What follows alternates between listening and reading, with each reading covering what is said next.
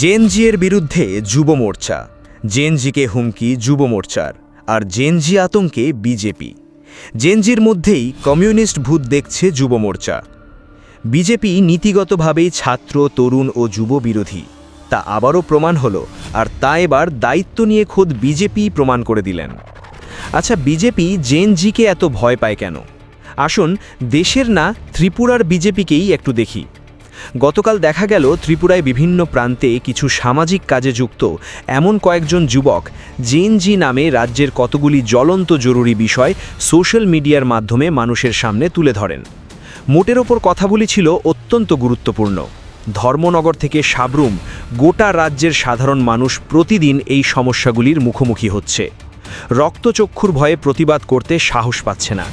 এই বিষয়গুলি কয়েকজন জেনজি গতকাল সোশ্যাল মিডিয়াতে তুলে ধরেন। আমরা বিভিন্ন স্কুল, কলেজ হোক বা হসপিটাল হোক, যে কোনো জায়গার মধ্যে গেলে আমরা অনেক কিছু হ্যারাসমেন্ট হইতে লাগে বা অনেক জায়গার মধ্যে টাকা দিয়ে এটা সলিউশন করতে লাগে।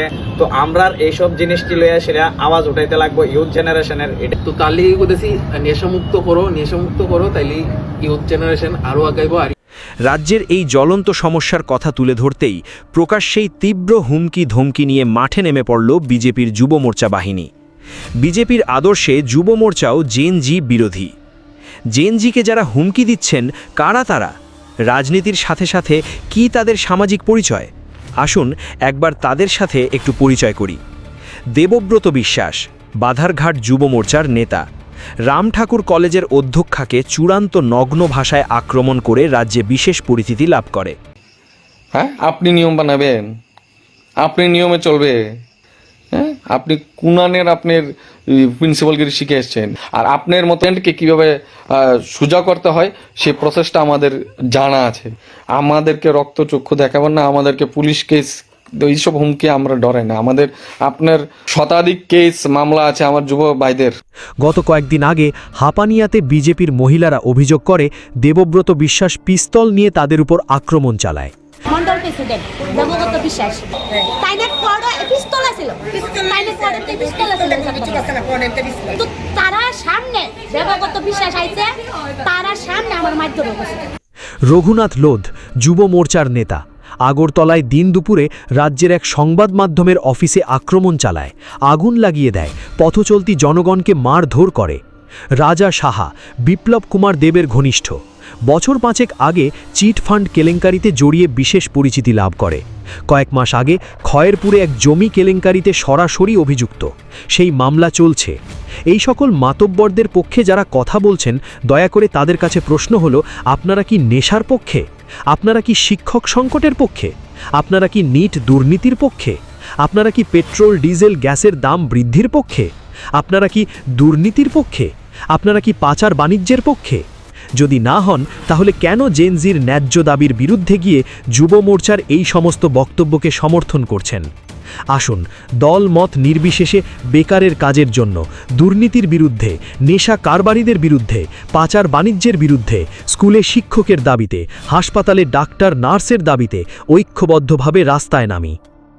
23 লক্ষ মেধাবী পরীক্ষার্থীর নিট পরীক্ষার প্রশ্ন ফাঁসে যুব মোর্চা চুপ। পেট্রোল, ডিজেল, গ্যাসের দাম বাড়লে যুব মোর্চা চুপ। ধর্ষণের বিরুদ্ধে যুব মোর্চা চুপ।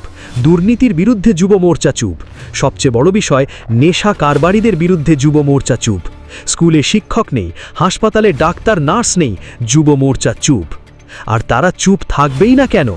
দেখুন যুব মোর্চার রাজ্য সভাপতির ডান দিকে বাম দিকে থাকা মানুষগুলিকে।